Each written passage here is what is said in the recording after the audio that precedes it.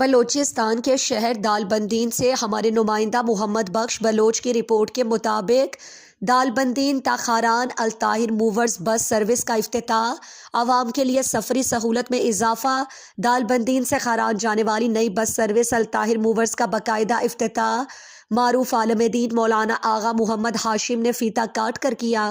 افتتاحی تقریب میں بس مالکان میر آفتاب نودان زئی، حاجی علی دوست، قبائلی رہنما حاجی صاحب خان محمد حسنی، حاجی غلام قادر یوسف زئی، حاجی سید خان، سردار ابراہیم رخشانی، سعد اللہ، ماسٹر نذیر احمد سملانی، عبدالسلام، محبوب ملنگ سمیت دیگر معززین شریک تھے۔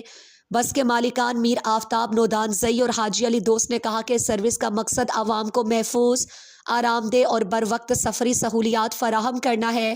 ہم مسافروں کی سہولت کے لیے ہر ممکن کوشش کریں گے تاکہ مسافروں کو سفر کے دوران کوئی مشکلات درپیش نہ آئیں۔